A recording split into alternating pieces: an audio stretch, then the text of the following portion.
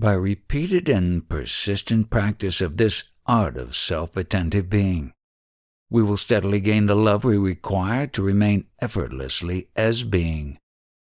Only when our love grows by means of our sincere and tenacious efforts to be ever self-attentive, and when it thereby finally overwhelms us entirely, will we achieve the skill to remain effortlessly in our natural state of just being, which is our thought-free and therefore perfectly clear, self-conscious I am.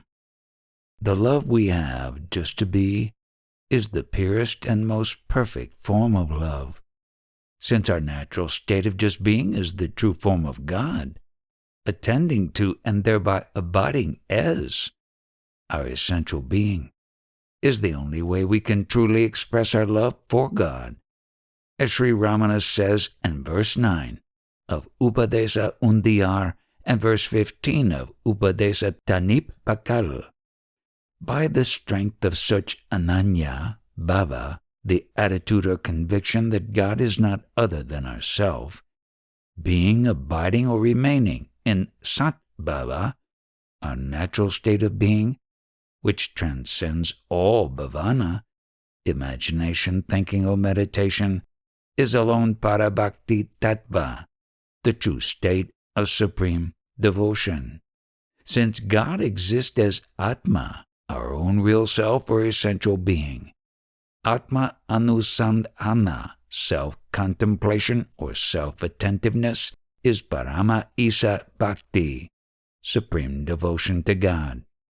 When we rise as our mind or finite individual self, we seemingly separate ourselves from God, who is our own true being, and thereby we commit the original sin of imagining divisions in the infinite and indivisible being that is God. By imagining ourselves to be separate from God, we are defiling His infinity, reducing Him, in our view, to something less than the infinite fullness of being that He really is. Therefore, if we wish to restore to God what we have unrightfully usurped from Him, we must surrender our finite self back into His infinite being, and we can do this only by remaining in the egoless state of absolutely non-dual self-consciousness, which is our natural state of infinite, undivided, and therefore thought-free being. In order to be able to give ourselves entirely to God in this manner, we must be overwhelmed by an unreserved and all-consuming love for Him.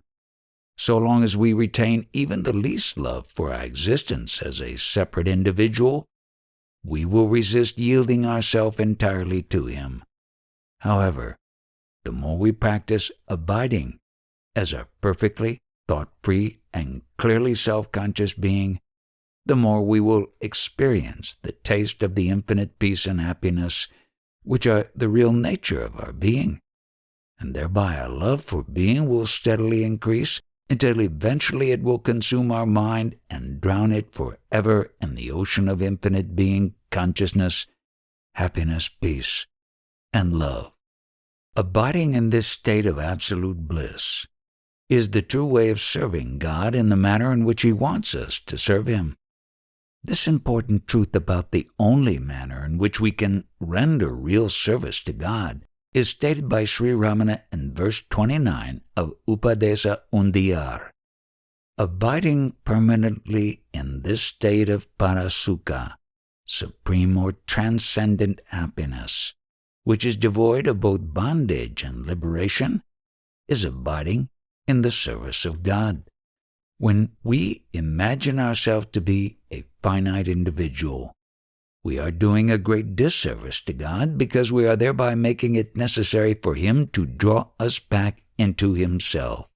Therefore, so long as we imagine ourselves to be separate from Him, nothing that we may do is truly a service to Him. The only service He requires of us is for us to surrender ourselves entirely to His will, which is that we should remain happily as one with Himself. Therefore, surrendering our finite self by abiding as our essential, non-dual self-conscious being, which is both the thought-free state of supreme happiness and the absolute reality that we call God, is truly abiding in His service. Since our natural state of supreme happiness is the state of just being, it is completely free of any doing or thinking, and hence it is devoid of all thoughts, including the thoughts of bondage and liberation. Bondage and liberation are a pair of opposites, and therefore they exist only in the unreal state of duality. In the non-dual state of true self-knowledge or absolute oneness with God, all thoughts of bondage and liberation disappear, along with our thinking mind and all its imaginary duality.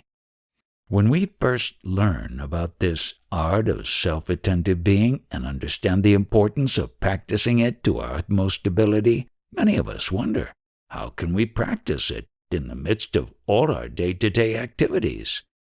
Our mundane life in this world and the absolute truth taught by Sri Ramana and other sages appeared to be two completely different states of reality, divided by such a vast chasm that it is difficult for us to imagine how we can in practice even begin to reconcile the two of them.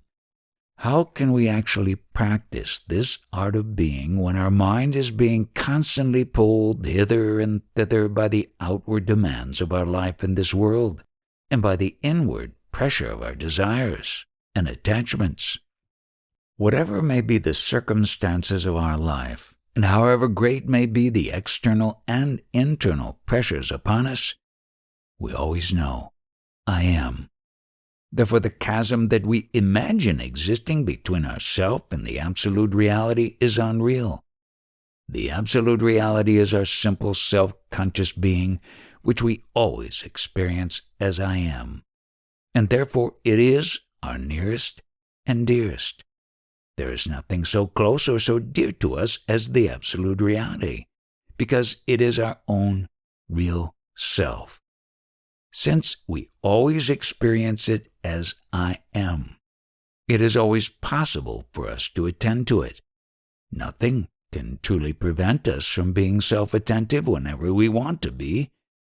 The imaginary chasm or divide that seems to separate us from the infinite fullness of being, consciousness, and happiness is in fact nothing but our own desires. However, our desires have no reality or power of their own. They appear to be real and powerful only because we give them reality and power by attending to them. If we steadfastly ignore them by clinging tenaciously to self-attentive being, they will be powerless to distract us from our natural state of being. In practice, however, most of us experience difficulty in holding firmly and uninterruptedly to self-attentiveness, because our desire to think of other things is greater than our love to remain as our naturally thought-free and self-conscious being. But no matter how much difficulty we experience, if we persist in our efforts to draw our attention back to our own being whenever we notice that it has slipped away to think of other things, we will gradually gain the skill, the love and desirelessness that we require to remain simply as our self-conscious being. As Sri Sadhu Om used to say, where there's a will, there's a way, but where there's no will, there's a hill. That is, if we sincerely want to practice self-attentiveness, we will find that it is possible for us to do so, even if only falteringly and intermittently.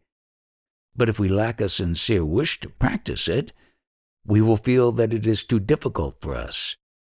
Ultimately, all difficulty is in our own mind, because it can never really be difficult for us to be self-attentive, even if only momentarily.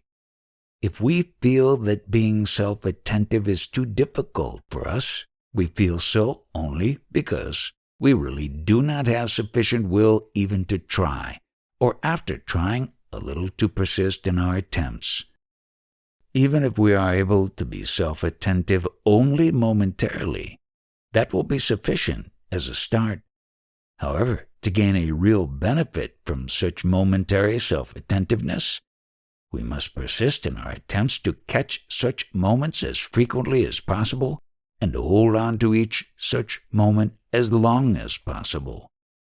The more frequently we remember to withdraw our attention towards ourself, and the longer we manage to maintain our self-attentiveness each time that we thus catch it, the more quickly will we cultivate the love that we require to be firmly self-attentive. One question that is often raised is whether or not it is necessary for us to sit with closed eyes in order to practice self-attentiveness. The simple answer to this is that it is certainly not necessary, because we can be self-attentive whatever our body may be doing or not doing, and whether our eyes are open or closed. Self-attentiveness has nothing to do with either the posture of our body or the closing of our eyes, but is only a matter of our attention. Our eyes may be open, but our attention may still be focused on our being. And conversely, our eyes may be closed, but our attention may nevertheless be dwelling upon thoughts of things other than ourselves. However, though it is not essential for us to sit in meditation with closed eyes in order to practice self-attentiveness, it may sometimes be helpful for us to do so. In order to sink into a state of deep and intense self-attentiveness, we may find it helpful to refrain not only from mental activity but also from physical activity. However, refraining from physical activity does not necessarily mean sitting with eyes closed. Our body may be sitting or lying or in any other posture, so long as our attention is not on it but only on our essential self-conscious being. Likewise, our eyes may be open or closed, so long as our attention is not going outwards either to see or to think of any object in the outside world. The attitude we should have to our body whenever we attempt to experience clear and intense self-attentiveness is expressed by Sri Ramana in the words Pinam pol tirndu udalam, which means leaving the body like a corpse, and which were the words that he added between verses 28 and 29 when he expanded the 2 plus 40 verses of Uladu Narpadu into a single verse in Kalivenba meter. Though he added these words to the last line of verse 28, in their meaning they form part of the first sentence of verse 29, which with their addition means leaving our body like a corpse, and without saying I by mouth, scrutinizing by our mind, sinking, diving, or piercing inwards, where does this mind rise as I? Alone is the path of jnana, the practice that leads to true knowledge. In this context, leaving our body like a corpse may either refer to the attitude with which we should withdraw our attention from it, or to the posture in which we should leave it. When as a 16-year-old boy Sri Ramana was overwhelmed by a sudden and intense fear of death, he lay down like a corpse and turned his entire attention towards his essential being in order to discover whether his being or I would survive the death of his physical body. Because he withdrew his attention entirely from his body, his mind and all other things, and instead focused it wholly and exclusively upon his consciousness of his own being, he instantly experienced true self-knowledge, and thus his mind was dissolved forever in the infinite and absolute reality. Thus, in his own case, Sri Ramana not only withdrew his attention from his body as if it were a lifeless corpse, but also laid his body down as if it were a corpse that had been laid out in preparation for its cremation. This does not mean, however, that we should necessarily lie down when we practice self-attentiveness. We certainly can practice self-attentiveness while lying down, but in practice we may often find it preferable to sit instead of lying, because while sitting upright it is usually easier for us to remain alert and thereby to avoid drowsing off into sleep or a dream. However, the posture of our body really does not matter, because the only thing that is important during our intense practice of just being is that our attention is withdrawn entirely from our body and from every other object or thought, and instead focus keenly and vigilantly upon our mere consciousness of being. Therefore, when Sri Ramana said, "Leaving our body like a corpse," he did not merely mean that we should physically lay down like a corpse, but that we should mentally withdraw our attention from it as if it had become a lifeless corpse, something with which we no longer have any connection. Since our sole aim during moments of intense practice is to penetrate deep within our being, we must entirely disregard our body, and hence we should not concern ourselves in the least with its posture or any other such trivial matter. So long as our attention is fixed only on ourself and on nothing else, it does not matter what posture our body may be in, or whether it happens to be active or inactive. In fact, we may often find it easier to be self-attentive while our body is engaged in some mechanical activity such as walking, which does not require any significant attention, than when we are sitting or lying down with our eyes closed, because as soon as we close our eyes to meditate upon our being, our mind tends to struggle to resist such meditation or self-attentiveness, and hence we may quickly forget why we have closed our eyes and instead begin thinking of anything except our own being. If we sincerely attempt to practice self-attentiveness whenever our mind is not pressingly engaged in any other work, we will soon find what suits us best in terms of bodily posture or activity. Whether we are sitting, lying, walking, or engaged in any other physical activity, we should attempt as frequently and as intensely as circumstances permit to focus our attention keenly on our being, or at least to maintain a certain degree of self-attentiveness. Therefore, all questions about bodily posture are missing the whole point of the art of self-attentive being, which is that we should concentrate our entire attention upon our being and should thereby ignore our body and all other things. Another question that is often raised is whether or not we should set aside certain periods of time each day to practice self-attentiveness. Again, the answer to this question is that it is not necessary for us to do so, but that we may find it to be helpful. It is all a matter of personal preference and lifestyle. So long as we find it helpful, we should set aside certain periods of time each day to practice self-attentiveness, but if we find that our set periods of meditation are just becoming a mechanical routine, and that we are not really spending those periods usefully engaged in clear and steady self-attentiveness, we should find some better way of ensuring that we spend some time each day engaged in self-attentiveness.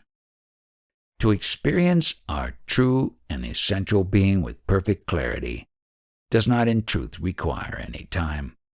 If we have an overwhelming and all-consuming love to know ourselves, we can attain true and eternal self-knowledge by just a moment of total self-attentiveness, as Sri Ramana himself did. Just as death is something that happens in an instant and is not something that we can ever experience partially, so the experience of true self-knowledge happens in an instant and can never be experienced partially.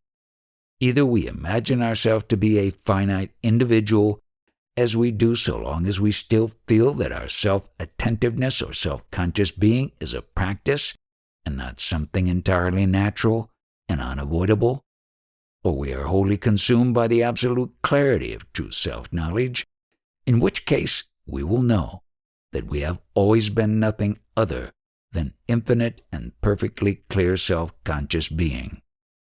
Our aim during practice, therefore, is to experience that one moment of absolute, unqualified self-attentiveness. Hence, long periods of meditation are not necessary. It may be helpful for us, at times, to sit quietly for a while, attempting to focus our attention wholly and exclusively upon our being. But if our mind rebels too strongly, we should relax for a while and try again later with the fresh and calm mind. If we struggle for too long a period to oppose the force of our desires to think, our mind will become agitated and will therefore cease to be a suitable instrument for practicing self-attentiveness.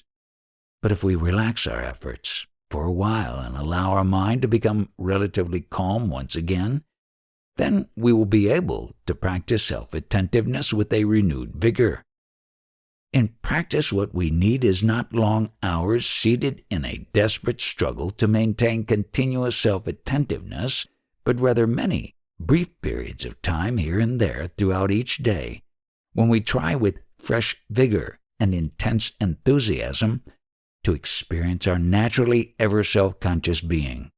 During the midst of our normal daily activities, there are many times when our mind is not pressingly engaged in any particular work, and normally during such times we allow our mind to wander and think of many trivial and unnecessary matters. Each such time is a precious opportunity for us to be self-attentive. Most of the thoughts we think each day are not pressingly urgent, but are merely the way in which our mind usually chooses to occupy itself. Therefore, if we have true love for self-attentiveness, instead of wasting most of our day in idle thoughts, we can very easily spend many moments here and there attempting to be self-attentive. This frequent drawing of our mind back towards ourself is what Sri Ramana sometimes referred to as the practice of self-remembrance. Therefore, as Sri Sadhu Om used to say, what we need is not long periods of meditation, which usually turn out to be merely a futile struggle attempting to resist the force of our desire to think, but is rather just many intermittent attempts to be self-attentive. If we remember to make such intermittent attempts frequently throughout the day, each individual attempt may only last a brief while, but all such brief attempts will together add up to a considerable amount of time spent in the state of self-attentive being. By thus practicing self-attentiveness intermittently, we will make each attempt with a fresh vigor, and therefore a more intense clarity, rather than longer periods of unsteady and therefore unclear self-attentiveness. Shorter periods of more intense and therefore clear and more precise self-attentiveness will be more beneficial. Yet another question that is sometimes raised is whether it would not be beneficial for us to renounce all our worldly activities and responsibilities and to dedicate ourselves solely to a life of contemplation. For some people, a lifestyle of external renunciation may be beneficial. But for most of us, such a lifestyle is not only unnecessary but also inappropriate. But what is really important is not external renunciation, but only internal renunciation. Whatever may be our external lifestyle, we are always free inwardly to renounce our desires and attachments. If we succeed at least partially in such inward renunciation, no external lifestyle will be an obstacle to our practicing the art of self-attentive being. Conversely, however, if we fail inwardly to renounce our desires, no amount of external renunciation will be of any use to us. The only obstacle to our practice of self-attentiveness is our own desires, and is not anything in this external world. Our ability to be clearly and steadily self-attentive is proportionate only to our love for being and our corresponding freedom from desire for anything else, and has nothing to do with our external lifestyle. No matter what our external lifestyle may be, if we have even a little love to know ourselves and to be free of our desires, we will to that extent be able to practice the art of self-attentive being. However, though our external lifestyle cannot directly influence our ability to be self-attentive, our practice of self-attentiveness may to some extent influence our lifestyle. That is, since our practice will gradually weaken and erode our desires, we will naturally begin to lose interest in many of the seeming pleasures of life that we formerly desired, and hence we will feel contented with a simpler, less extroverted, and less busy style of life. However, there is really no need for us to concern ourselves about the outward mode of our life, because our external life is molded by our destiny, and our destiny is ordained by God in such a way that will be most beneficial to our spiritual progress. Whatever we experience in our outward life is according to the will of God, and is therefore what is most conducive to our practice of self-attentive being. Even the seeming difficulties and obstacles that arise in our life are intended by God to create in our mind the state of vairagya, or desirelessness, which is otherwise called equanimity, or holy indifference. Even if we learn to be inwardly detached from our life in this world, we will gain the strength that we require to turn our mind inwards to drown in the perfect clarity of true self-knowledge. For most of us, this spiritual practice of persistently trying to practice the art of self-attentive being may appear at times to be anything but a smooth, peaceful, and trouble-free course, because our self-deluded and desire-driven mind will certainly try to create many obstacles in our way. However, whatever obstacles our mind may create, we can overcome all of them by undaunted perseverance. Except by tenaciously persevering in our practice of self-attentiveness, there is no way that we can effectively overcome all the seeming obstacles that we as our mind create for ourselves. One of the many self-deceptive tricks that we as our mind tend to play on ourselves is to expect and look for some cognizable results from our practice, and to feel dejected when we do not experience the results that we hope for. However, any cognizable results that we may experience on this path are deceptive, because they are experienced only by our mind, whose nature is to delude itself with appearances and to distort and thereby see out of proportion whatever it happens to experience. Therefore, nothing that is experienced by our mind can be a true indicator of our spiritual progress. As Sri Ramana used to say, our perseverance is the only true sign of our progress. That is, if we persevere in our practice, that is clear evidence of our love for being. And so long as we have that love, we are surely making progress. If, on the other hand, we fail to persevere, that indicates that we lack the love that we require to make rapid progress.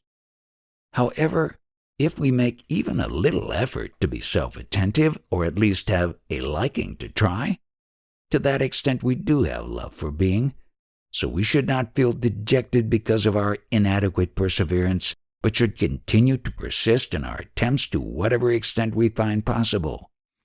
Even a little sincere effort will go a long way towards cultivating in our heart the true love that we require to reach our ultimate goal of absolute self-knowledge. Whenever we find that our enthusiasm and perseverance are faltering, we should read once again the teachings of Sri Ramana, or books that explore and discuss their import and significance, and we should ponder deeply over their meaning, because such repeated reading or shravana and musing or manana will rekindle our enthusiasm to persevere in the practice or nidhyayasana of keen self-attentiveness. We cannot force our mind to remain calmly and peacefully self-attentive, but by repeated shravana, manana, and nidhyayasana, we can gently tempt it to return again and again to our natural state of peaceful self-attentive being. Our mind is like a runaway horse, and our natural state of calm self-conscious being is like a stable. Just as we do not use physical force to catch and pull a runaway horse back into the stable, but would simply tempt it to return willingly by gently and patiently holding a handful of grass in front of it, so we should not try in vain to overcome our desires and the resulting self-deceptive workings of our mind by confronting and fighting with them, but should gently and stealthily tempt our mind by whatever means possible to return willingly to our natural state of serene self-conscious being, which is its source and natural abode. Until our mind is completely dissolved in the infinite luminescence and clarity of true self-knowledge, we will continue to experience ourselves as a finite individual, and as such we will feel ourselves to be one among the many living beings in this world, and hence we will have to interact constantly with other people. When we interact with other people, our deeply rooted vasanas or mental impulsions will tend to rise vigorously to the surface of our mind in the form of subtle and therefore strong likes and dislikes, attachments and aversions, possessiveness, selfishness, greed, lust, anger, jealousy, pride, egoism, and other such undesirable feelings and emotions. Thus, our interactions with other people are a good opportunity for us to recognize such bad qualities in ourselves and to resist the sway that they hold over us by applying the vairagya or holy indifference that we are gradually cultivating through our practice of self-attentive being. Therefore, in the last 2 paragraphs of Nanyar, Sri Ramana gives us some valuable tips regarding the inward attitude with which we should interact with other people and conduct ourselves in this world. In the 19th paragraph he says, "There are not 2 classes of minds, namely a good class of mind and a bad class of mind. Only vasanas, impulsions, or latent desires are of 2 kinds, namely subha, good or agreeable, and asubha, bad or disagreeable. When a person's mind is under the sway of subha vasanas, agreeable impulsions, it is said to be a good mind, and when it is under the sway of asubha vasanas, disagreeable impulsions, a bad mind. However bad other people may appear to be, disliking them is not proper or appropriate. Likes and dislikes are both fit for us to dislike or to renounce. It is not proper for us to let our mind dwell much on worldly matters. It is not proper for us to enter into the affairs of other people, an idiomatic way of saying that we should mind our own business and not interfere in other people's affairs. All that one gives to others, one is giving only to oneself. If everyone knew this truth, who indeed would refrain from giving?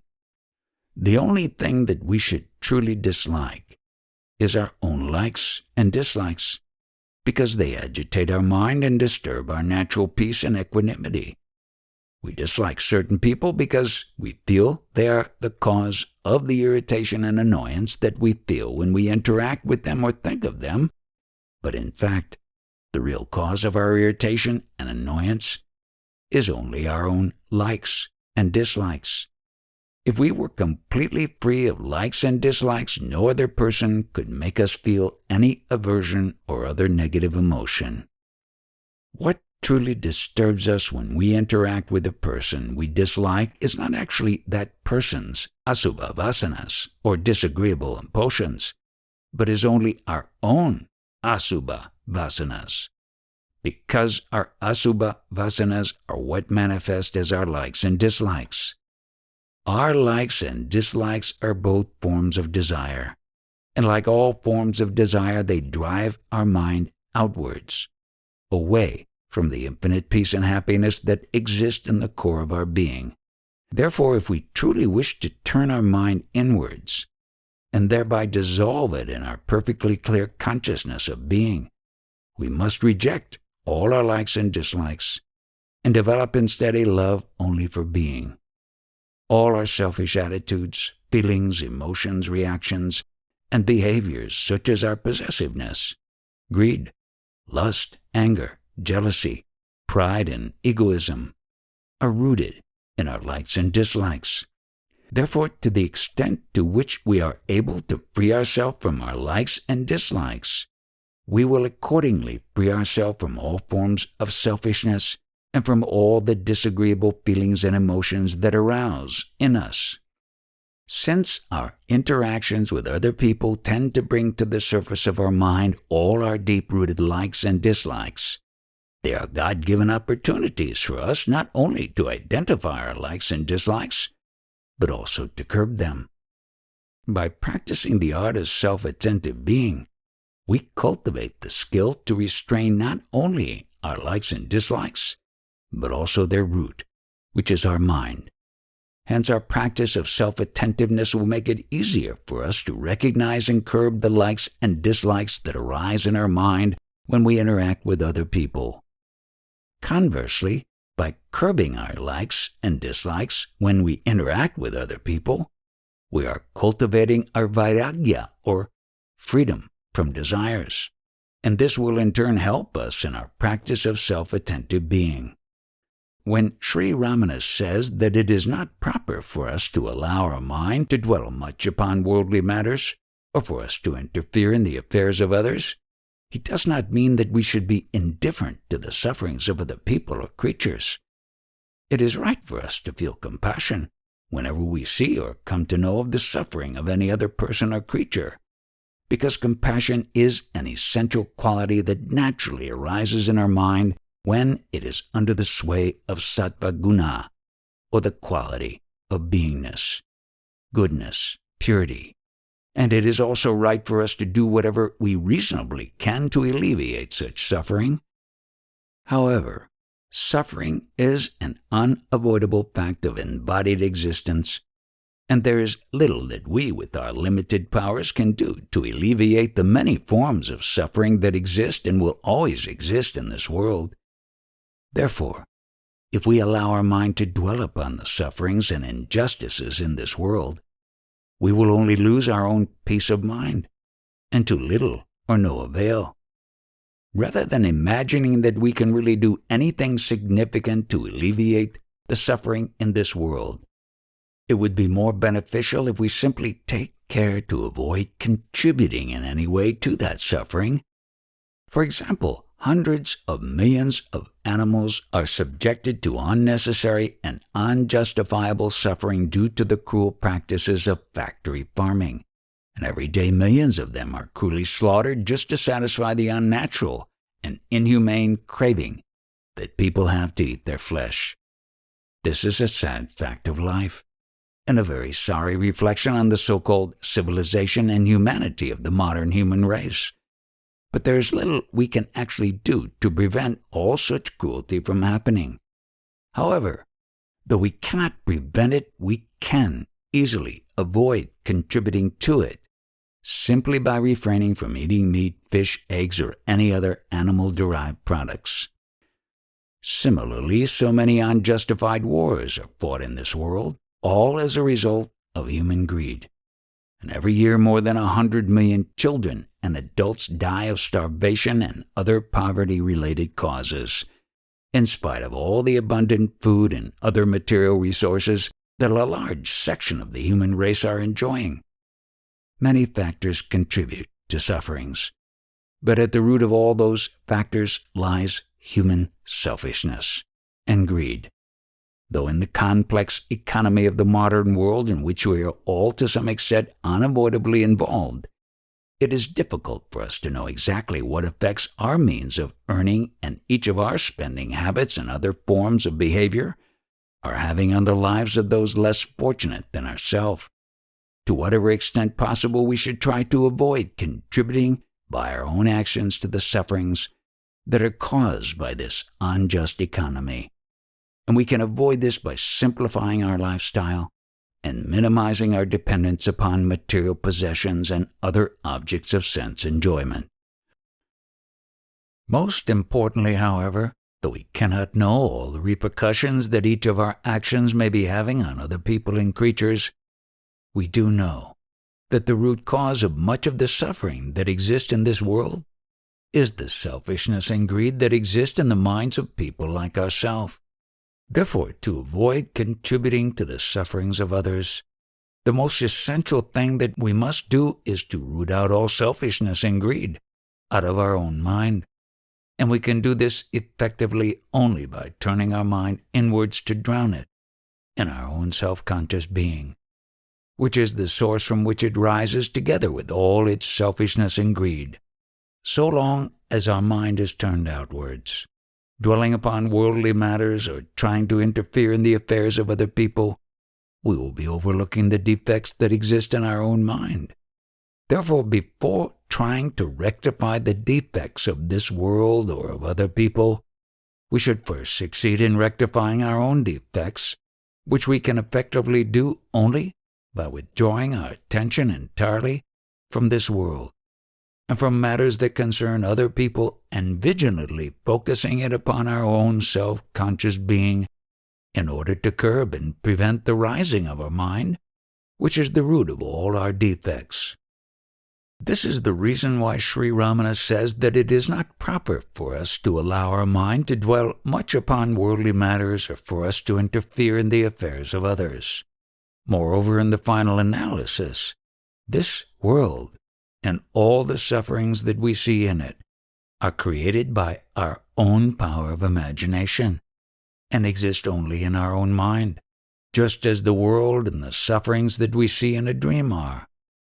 If we feel compassion on seeing the sufferings of other people and animals in our dream, and if we wish to alleviate all such suffering, all we need do is to wake up from that dream.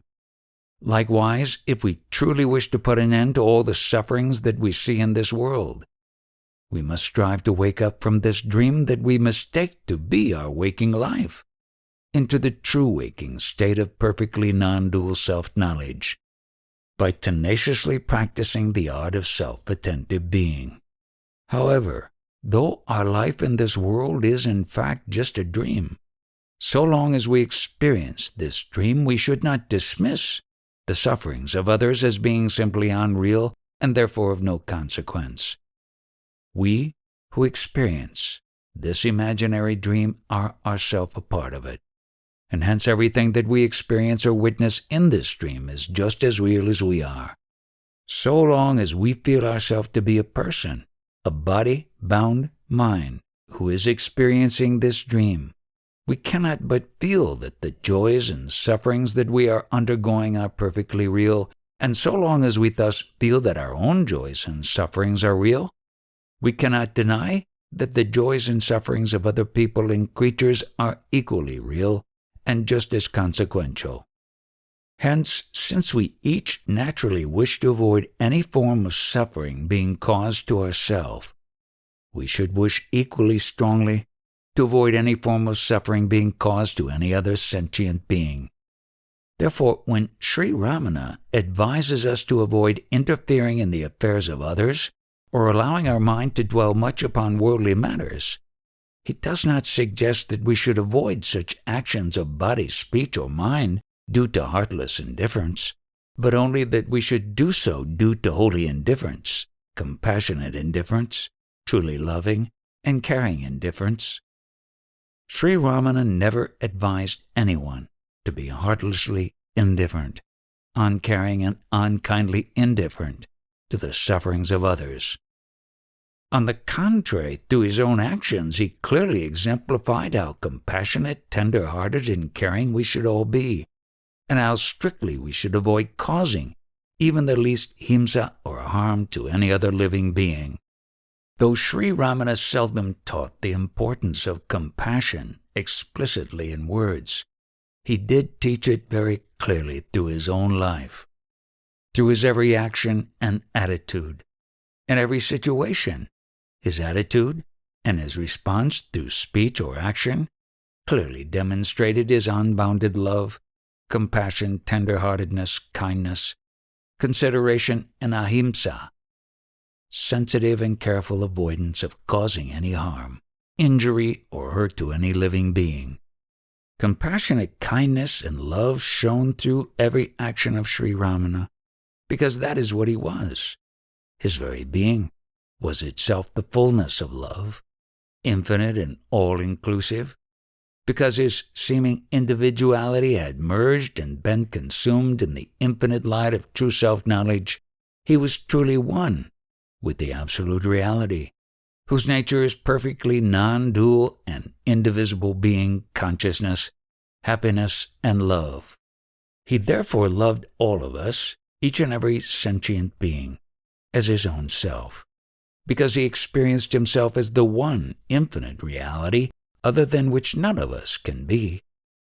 He truly was and is the real and essential self of each and every one of us, and hence none of us can be excluded from his infinite love, his all-inclusive self-love, which is his own essential being. Therefore, the seeming person that was Sri Ramana was a perfect embodiment of Parama Karuna, supreme compassion, grace, kindness, and love. His kindness and love were equal to all. To him, sinner and saint were all alike. He showed the same simple care, kindness, tenderness, love, and compassion to people whom we may consider to be bad as he did to people whom we may consider to be good. His love and kindness were absolutely impartial. He showed no greater love, kindness, or concern for his most sincere devotees, those who most truly understood and put his teachings into practice, than he did either for those people who disregarded him, disparaged him, or even ill-treated him, or for those devotees who were unconcerned about his teachings, or who misunderstood them, or who even tried to distort, misinterpret, or misrepresent them. In fact, if he ever seemed to show any partiality, it was not for those who loved him most sincerely, but only for those who had least love or no love at all for him. Devotees who loved him most sincerely and who earnestly tried to follow his teachings by turning their mind inwards and surrendering it to him in the core of their being, sometimes felt that outwardly he seemed to ignore them and to give his attention only to the other less sincere devotees. However, if they understood him correctly, they knew that he outwardly gave his attention to those who were most in need of it, and that if he outwardly ignored us, it was only to encourage us to turn inwards to seek the true form of his love, which is always shining blissfully in our heart as our own non-dual self-conscious being I am, waiting to draw us within by its magnetic power of attraction. The reason why he showed equal love and kindness to each and every person, irrespective of the fact that a particular person may have been the worst of sinners or the greatest of saints, was that in his view there is no essential difference between a sinner and a saint, between an atheist and a devotee, or between a cruel person and a kind person. He knew that in essence, every person is the same, single, non-dual self, which he experienced as himself. If at all there seems to be any such thing as a separate person, he or she appears to be such only due to his or her imaginary ignorance of the true nature of the one real non-dual self, which we all always experience as our own essential self-consciousness I am. Not only are we all in essence the same one non-dual self, but as people we are all also equally ignorant of our own true nature. Even our theoretical knowledge of our own true nature does not make us any less ignorant than any other person who has no such theoretical knowledge, because this theoretical knowledge exists only in our own mind, which arises only because of our basic underlying self-ignorance or self-forgetfulness. In our self-ignorant view, Sri Ramana appears to us to be a person like us, and even our honest belief and conviction that he is in reality not a person but only our own infinite real self is a faith that exists only in our own mind. So long as we experience ourselves as a person and not as the one infinite and undivided real self, we cannot experience Sri Ramana as our own essential self, but can only know him as a person, albeit a person immeasurably superior to ourself. Therefore, in our self-ignorant view, Sri Ramana seemed to be a person, and as such he seemed to each one of us as a separate person. However, even insofar as he seemed to each of us as a person, He did not see any essential difference between us. He saw us all as being equal in our ignorance of our real self. In his view, there was no person who was any more or less ignorant than any other person. We either know ourselves as we really are, or we ignore our real nature and experience ourselves as a person, a finite, body-bound mind. Since, in his view, we are all equally ignorant, we are all equally in need of his karanam ilada karunai, his causeless grace, mercy, compassion, kindness, and love. Nothing that we can do can make us worthy of his grace, and equally nothing that we can do can make us unworthy of his grace. Just as the rain falls on the good and evil alike, his divine grace and love equally available to all creatures, including the greatest saints and the most evil sinners, the most brilliant intellectuals and the dullest of fools, the richest and the poorest, the kings and beggars, human beings and all the so-called lesser animals. His grace or love is uncaused because it is his essential nature. As the one infinite real self, he cannot but love us all as himself, because he experiences us all as himself. Since his grace is infinite and not dependent upon any cause other than itself, it can never either increase or decrease. In truth, it is the only reality, the one absolute reality which is eternal, immutable, and self-shining. Though Sri Ramana is truly the one infinite reality that we call God, who is always making his grace available to each and every one of us by shining eternally in the innermost depth of our heart as our nearest and dearest, our own true self-conscious being, I am, he manifested himself in human form in order to teach us that we can experience the perfect and ever undiminishing happiness that we all seek only by turning our mind selfwards, and thereby surrendering it in the absolute clarity of our own non-dual self-conscious being, which is the true form of his grace or love. His human form was thus an embodiment of parama karuna, or supreme compassion, grace, mercy, tender-heartedness, kindness, care, and love. And as such, no creature could ever be excluded from his infinite kindness and love. And though his human form passed away in 1950, before most of us were even born, his grace, love, and inner guidance are ever available to us, because they are the one eternal reality that ever shines within us as I am, our own most beloved self.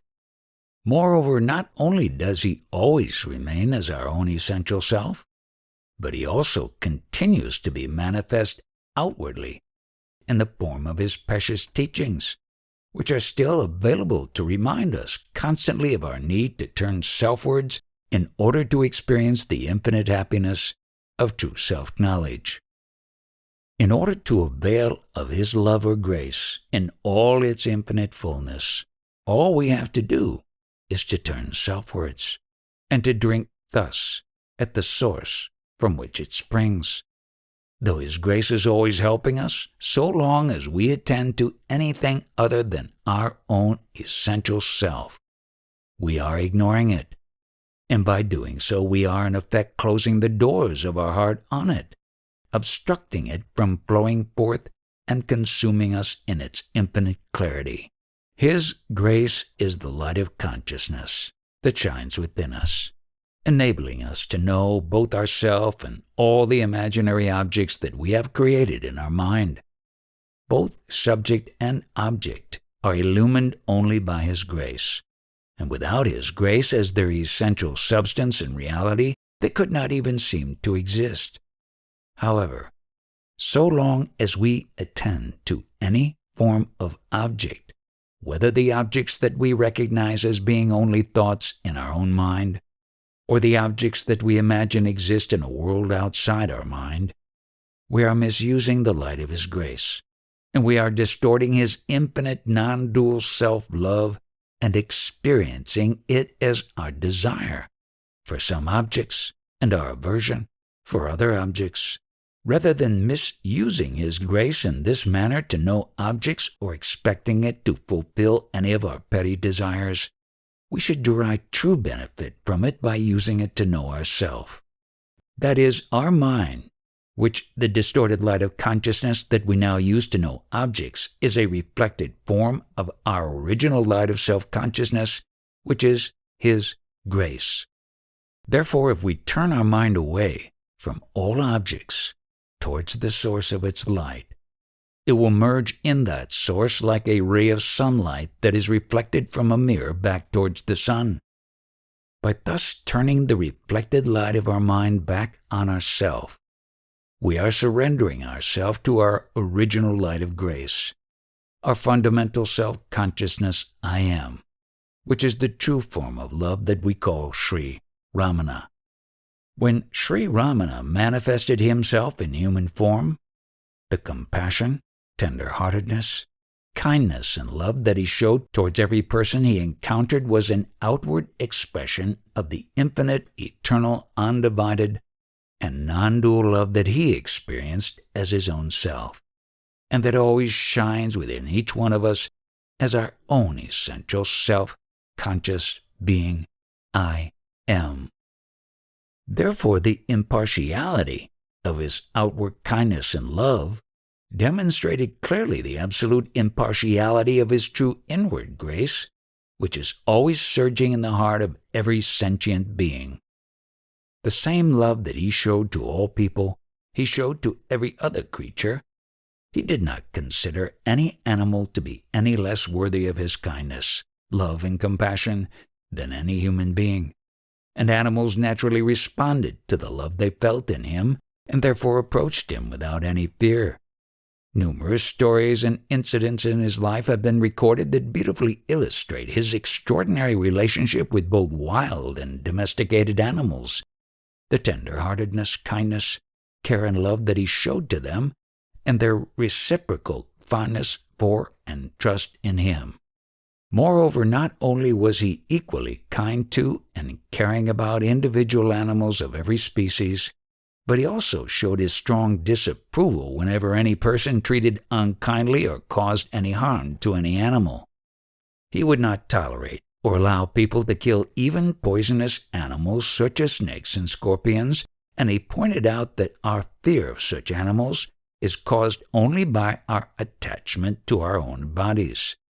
He said that just as we cherish our life in our present body, so every other creature equally cherishes their life in their present body, and hence we have no right to deprive any creature of its cherished life or to cause it harm or suffering of any kind whatsoever.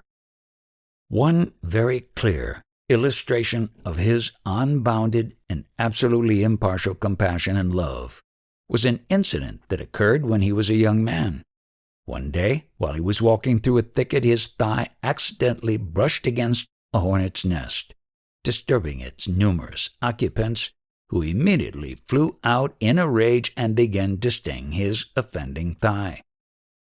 Understanding the natural response and feeling sorry for the disturbance that he had accidentally caused them, he stood quite still, and in spite of the intense pain that they were inflicting upon him, patiently allowed them to sting his thigh until they were all fully satisfied and returned to their nest.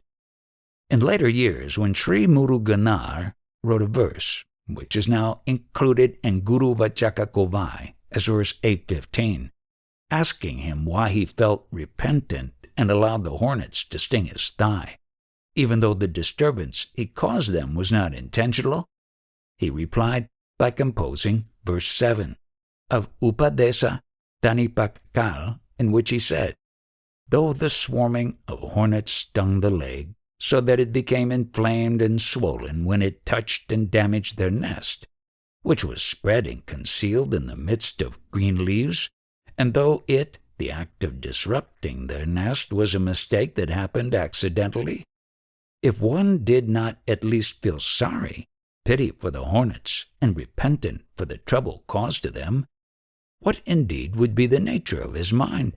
That is, how thoroughly hard-hearted and insensitive it would be. By his own life and example, Sri Ramana taught us the great importance not only of kindness, love, tender-heartedness, consideration, compassion, and ahimsa, but also of humility, selflessness, desirelessness, non-acquisitiveness, non-possessiveness, non-wastefulness, generosity, contentment, self-restraint, self-denial, and utter simplicity of lifestyle. None of these qualities were cultivated or practiced by him with any effort, but were all quite effortless because they were natural effects of his absolute egolessness. Because he did not experience himself as an ego, a finite and separate individual consciousness, he did not experience any person, animal, plant, or inanimate object as being other than himself, and hence in the infinite fullness of his love, his absolutely non-dual self-love, there was no room for even the least trace of selfishness, greed, desire, attachment, possessiveness, unkindness, insensitivity, or any other defect that tends to arise when we mistake ourselves to be a finite body-bound ego or mind. He therefore lived with what he taught and taught only what he himself lived. His actions, his attitude, and his response to each person, to each animal, and to each outward situation and event were therefore teachings that were no less powerful or significant than his spoken and written words. He exemplified in his life the same state of absolute egolessness that he taught us as being the only goal worth seeking. Therefore, though we cannot emulate his perfectly egoless life so long as we mistake ourselves to be a person, a body-bound mind, or ego-consciousness, we can learn much from it. And if we truly wish to lose our false individual self and our own natural state of absolutely egoless self-conscious being, we should humbly and sincerely try to apply what we are able to learn from his outward life and our own outward life. That is, if we truly wish to be absolutely egoless, we must begin even now to practice the selfless qualities and virtues that are natural to egolessness. If we do not love and cherish such qualities, we do not truly love the state of perfect egolessness. The consistently selfless simplicity of Sri Ramana's lifestyle was legendary and witnessed by thousands of people. Though his devotees built an ashram, a community dwelling place and religious institution around him, he never claimed anything as his own.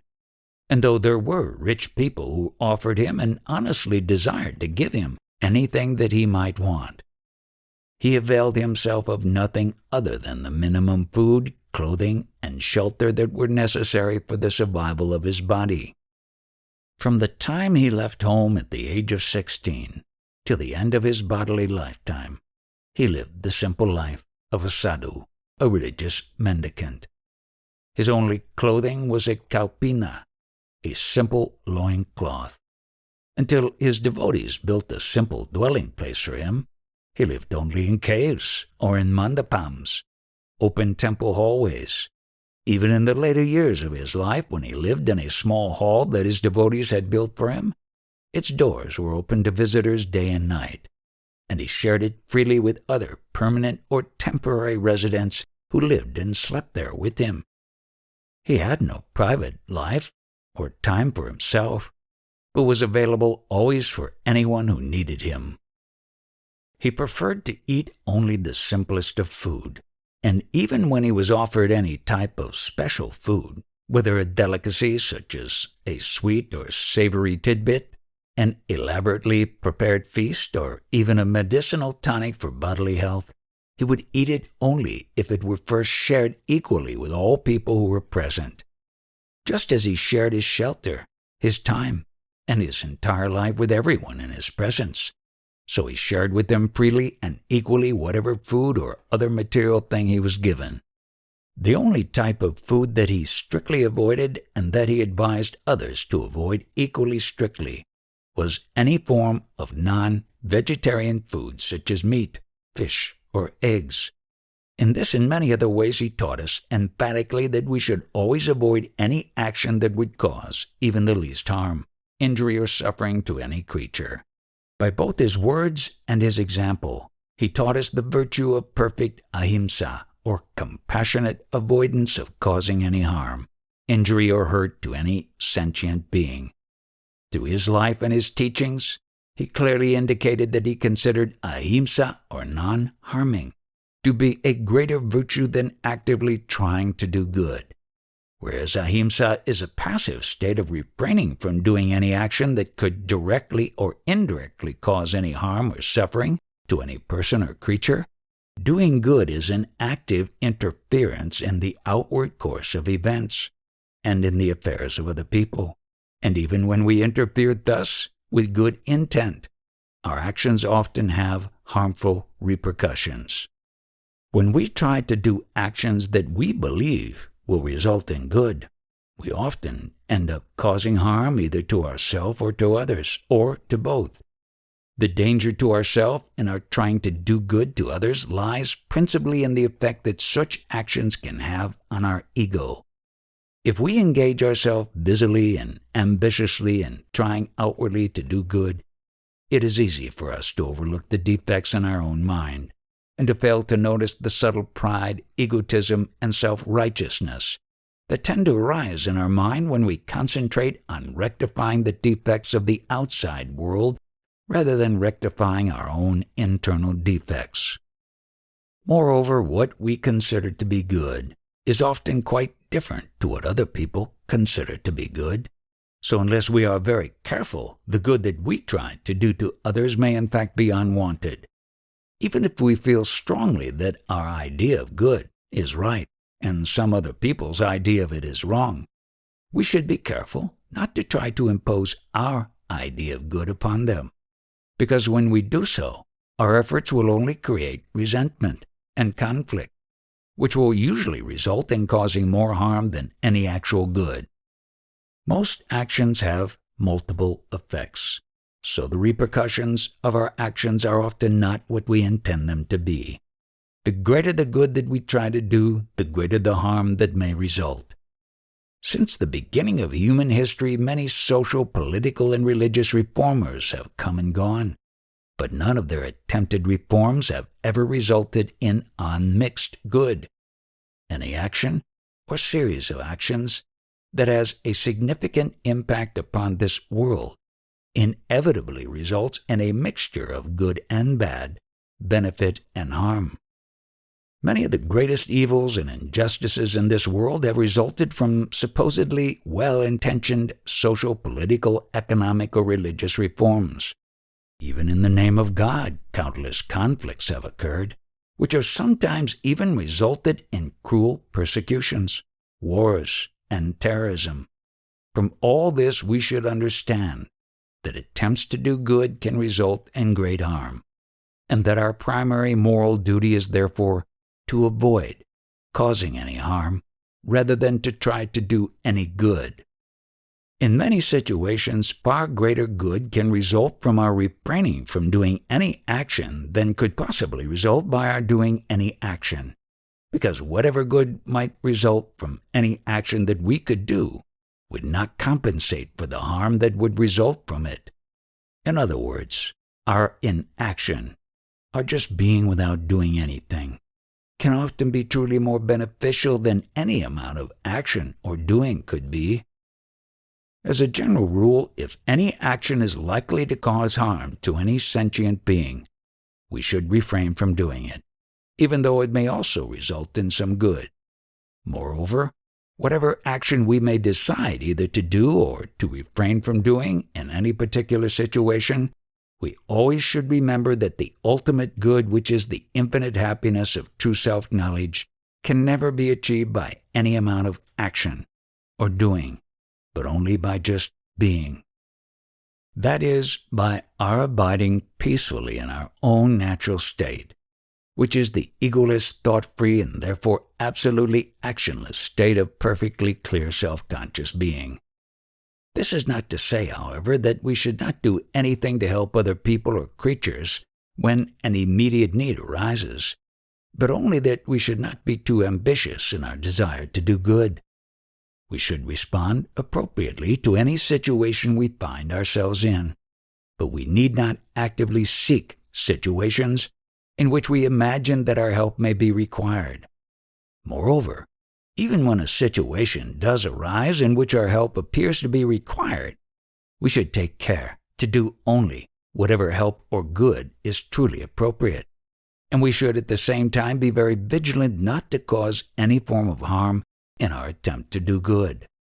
From the example set by Sri Ramana, we should understand that it is good for us to be always humble, unselfish, kind, caring, considerate, gentle, compassionate, generous, and sharing, and that all our outward actions and reactions, which in many cases may appropriately include our refraining from doing certain actions or any action whatsoever, should always be guided by these inward qualities of mind and heart. The great importance of such true generosity, kindness, and care was clearly emphasized by Sri Ramana when he concluded his 19th paragraph of Nanyar by saying, "All that one gives to others, one is giving only to oneself. If everyone knew this truth, who indeed would refrain from giving? All that we give to others, especially the tender-hearted love, kindness, compassion, sympathy, affection, care, and consideration that we give to them, we are giving only to ourselves, because no one, no person, animal, plant, or any other thing, is truly other than ourself, our essential self-conscious being, or emness. This is the real meaning of the teaching of Christ. Thou shalt love the Lord thy God with all thy heart, and with all thy soul, and with all thy mind. Thou shalt love thy neighbor as thyself." We cannot truly love either God or our neighbor, any of our fellow sentient beings, as ourself unless we actually experience them as ourself. And if we do not love them as ourself, we cannot really love them with all our heart, soul, and mind. Love for anything other than ourself can never be a whole love, but can only be a divided and therefore partial love, because we always love ourselves more than we can ever love any other person or thing. Therefore, if we truly wish to love either God or our neighbor wholly, with all our heart, soul, and mind, we must experience them as ourself. And in order to experience them thus, we must experience ourself as we really are. That is, as the one infinite and indivisible absolute reality, which is the real essence or true substance of all that is. Hence, since we cannot experience ourselves thus as the one infinite, undivided, non-dual, and all-inclusive whole, so long as we attend to anything that appears to be other than ourself, in order to experience and love both God and our neighbor as ourself, we must withdraw our mind entirely from their imaginary outward forms and focus it keenly and exclusively upon our own essential self-conscious being, I am, which alone is their real and essential form. Therefore, until we merge and lose ourselves entirely in our natural state of absolutely non-dual self-conscious being, which alone is the state of true self-knowledge, our love for God and for our neighbor will only be partial and imperfect. However, even though we may not yet actually experience and love all our fellow sentient beings as ourself, if we have really understood at least theoretically that they are truly not other than ourself, we will naturally feel compassion for them and will therefore empathize with all their sufferings. When we feel such compassion and empathy for all sentient beings, we will naturally refrain as far as possible from causing even the least harm or suffering to any of them. However, our love, compassion, and concern for other people and animals should not lead us to believe that we can do any great good in this world or that this world needs us to reform it. Whenever any person told Sri Ramana that he had an ambition to reform the world in some way or to do any other such good, he would say, "He who has created this world knows how to take care of it. If you believe in God, trust Him to do whatever is necessary for this world." On many occasions, and in many ways, Sri Ramana made it clear that our duty is not to reform the world, but only to reform ourselves. To people who lacked subtle understanding, he would say that since this world is created by God, He knows how to take care of it, thereby indicating that this world is exactly as God intends it to be, and that He intends it to be thus for the true benefit of all concerned. However, to people of more subtle understanding, he would say that this world is a creation of our own mind, and exists only in our mind in the same manner that a dream exists only in our mind, and that whatever defects we see in this world are therefore reflections of our mind's own defects.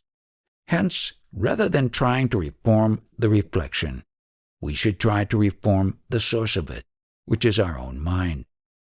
If we reform our mind by restoring it to our natural state of just being, its reflection will also merge and become one with our true being, which is the infinite fullness of unalloyed happiness and love.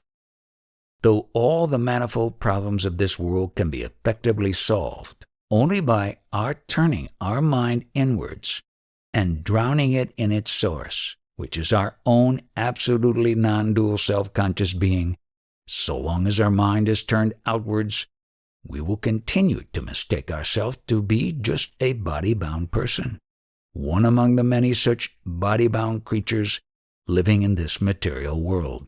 When we thus mistake ourselves to be a finite person, we invariably become involved in the activities of our body, speech, and mind, and our actions unavoidably have an effect upon other people and creatures. Therefore, in this dualistic state of activity, we are responsible for the effects of our actions, and hence we must take care not to cause any harm to any of our fellow embodied beings. The benefit of our thus carefully practicing the virtue of ahimsa, or non-harming, is twofold. Not only do we thereby avoid as far as possible causing any harm or suffering to any other sentient beings, but we also thereby cultivate the tenderness of mind that is required for us to be able to turn within and merge in our natural state of just being. If we are heartlessly indifferent to the sufferings of others, we will not be able to succeed in any effort that we make to turn within, because such heartlessness is caused only by the density of our ego, by our strong attachment to and identification with our own individual self. Only when our attachment to our own ego is greatly attenuated will we have the vairagya, desirelessness, or detachment that is necessary for us to be able to relinquish all thoughts or attention to anything other than our own essential self-conscious being. And as an inevitable consequence of this attenuation of our ego, true heart-melting kindness, love, and compassion will also naturally arise within us. Only to the extent to which our ego and all its desires and attachments are truly attenuated will the real love for just being arise in our heart. When this true love for just being arises within us, it will impel us to try repeatedly to withdraw our mind from all objects and to rest in our own essential self-conscious being.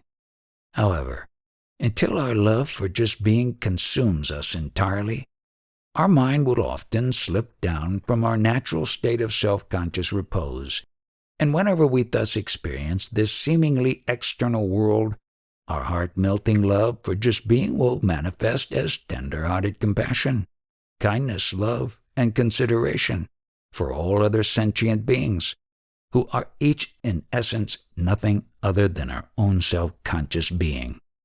Sri Ramana used to say that bhakti is jnana mata, that is, that devotion or love is the mother of true knowledge. In this context, bhakti means true heart-melting love for just being. love that is for our own infinite self-conscious being.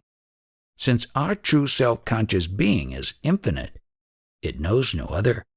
And hence, if we truly love our own being, we will not feel anything, particularly any sentient being, to be excluded from it or from our love for it. Therefore, so long as we experience even the least duality or otherness, our true love for just being will be experienced by us as a tender-hearted and all-inclusive love and compassion for our fellow sentient beings.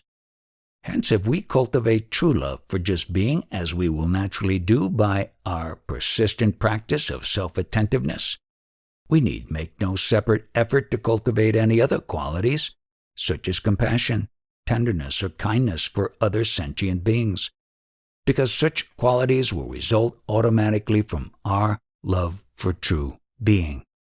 However, though we need not make any special effort to cultivate qualities such as compassion or sensitivity for the feelings of others, by cherishing such qualities, we can indirectly nourish our love for just being, which alone can enable us to experience the egoless state of true self-knowledge.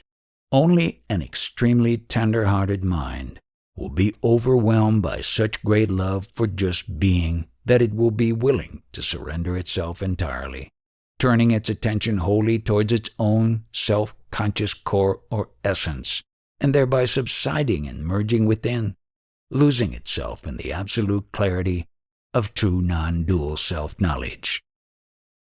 Just as compassion is a natural effect of true love for just being, so ahimsa, or non-harming, is a natural effect of compassion. If we feel true compassion and tenderness for the feelings of others, we will automatically take care not to do any action that might cause any harm or suffering. Therefore, the most important quality that we should strive to cultivate is the true love to subside and rest in our natural state of self-conscious being. If we cultivate this one essential quality, all other qualities will flourish effortlessly and naturally in our heart. Absolute ahimsa is possible only in the non-dual state of true self-knowledge. The first himsa, or harm, that is the first action that causes harm, injury, and suffering both to ourselves and to all others, is the rising of our own mind. When our mind does not rise, everything remains peacefully merged in the true state of non-dual self-conscious being, which is the state of infinite happiness. The imaginary rising of our mind is not only the primal form of himsa, but is also the cause and origin of all other forms of himsa. Therefore, so long as we imagine ourselves to be this body-bound mind or ego, we cannot experience absolute ahimsa. We cannot entirely avoid doing any form of himsa. Hence, if we truly wish to avoid causing any harm whatsoever, we should not only try carefully to regulate all our actions of mind, speech, or body in accordance with the morally imperative principle of ahimsa, but should also try to destroy the root cause of every form of himsa, which is our own mind or ego. In order to destroy this root cause of all suffering, the only means is to turn our mind away from all otherness or duality, and thereby to drown it in the infinite clarity of our own self-conscious being. This is the reason why Sri Ramana says in the 19th paragraph of Nanyar, "It is not proper for us to let our mind dwell much on worldly matters. It is not proper for us to enter or interfere in the affairs of other people. The fact that we can truly do good to the world only by withdrawing our mind from it and searching within ourselves for the real cause of all suffering is aptly and beautifully illustrated by the compassionate life of Lord Buddha. Like Bhagavan Ramana, Bhagavan Buddha was an embodiment of Paramakaruna, or supreme compassion, kindness, and love. As a young man, when he came to know of the inevitable sufferings of embodied existence such as disease, old age, and death, He was overwhelmed by an intense desire to discover the root cause of all suffering and the means to destroy that cause. Therefore, though he had great love for his wife, son, father, aunt, and other relatives and friends, he left them and lived the life of a wandering mendicant, earnestly searching for the true knowledge that would put an end to all suffering.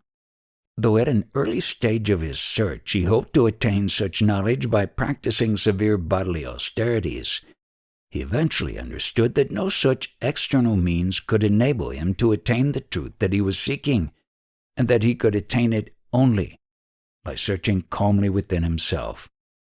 Thus, by turning his mind away from his body and this world, he was able to experience the true state of nirvana, the absolute extinction of his mind or false finite self. The reason why Lord Buddha left his beloved wife, child, and other relatives was not because he did not care for them. He left them only because his love for them was so great that he could not bear the thought that he was powerless to save them from the inevitable sufferings of embodied existence, and he was therefore determined to find the means to do so. Only because his love and compassion were so great that he was impelled to withdraw his mind from those he loved most in order to find the real solution to the sufferings of all embodied beings, was he able to attain the true knowledge that enabled him to teach us all the means by which we can attain nirvana, the true state of just being, in which all suffering is extinguished along with its cause, our mind or illusory sense of finite selfhood. In order to attain true knowledge, the state of absolutely non-dual self-conscious being, and thereby to extinguish the root of all suffering, we need not outwardly renounce either our family or the entire world, as Lord Buddha did, but we must inwardly renounce all thought of our false finite self and everything else other than our own essential self-conscious being.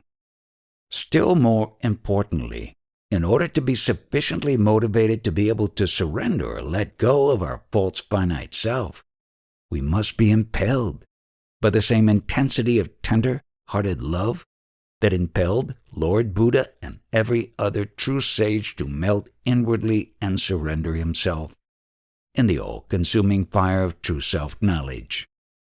All the suffering that we see in this world is only a dream that arises due to the rising of our own mind.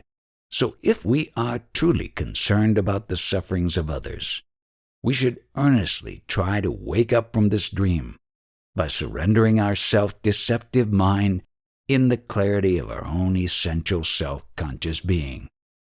However, though true heart-melting love for our own essential being, which is also the essential being of every other person and creature, is the only means by which we can wake up from this dream of duality or otherness, our present finite love will blossom as the absolute fullness of infinite love only when we have actually destroyed this illusory dream of duality in the perfect clarity of true non-dual self-knowledge. This world and everything that we experience in it, including our body and our own individual personality, with all its likes and dislikes, appear to exist only because we have risen as this finite, object-knowing consciousness that we call our mind.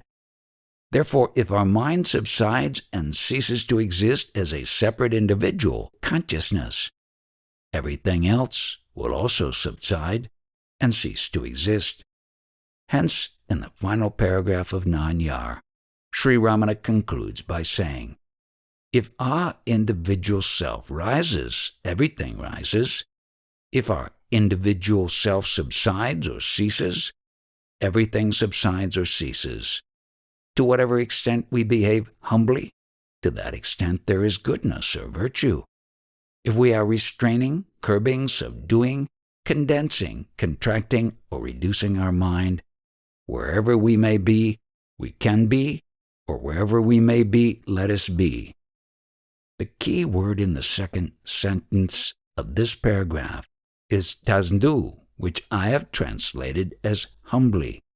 but which is actually the past or perfect participle of tastal, a verb that has many meanings such as to bow, worship, fall low, be bowed down, become subdued, be suspended, be deep, be engrossed in anything, descend, decline, sink, diminish, decrease, stay, rest, stop, bend, droop, or hang down. In this context, therefore, proceeding or behaving doesn't do means conducting ourselves humbly in this world, submitting to the will of God with our mind subsided, subdued, submerged, or resting calmly in our own essential self-conscious being. To the extent that we live our life thus, says Sri Ramana, there is nanmai, goodness, righteousness, benefit, benefaction, virtue, or morality. That is, the relative goodness of any of our actions or of our behavior in general is determined solely by the extent to which, while acting or behaving, we are truly humble, subdued, desireless, calm, equanimous, and resigned to the will of God. In the final sentence, Sri Ramana says that if we are able to be thus, always restraining, curbing, subduing, or reducing our mind, wherever we may be, we can be, or wherever we may be, let us be. These concluding words, enge irundalum irukalam, imply that in whatever place or circumstance we may be placed in our life, it is always possible for us just to be. If we always keep our minds subsided in our true and natural state of self-conscious being, no external circumstances can prevent us from remaining thus. Therefore, since we have no duty or responsibility other than just to be in our own self-conscious and blissful being, and since there is no higher happiness than simply to be thus, summa iru kalam, let us just be.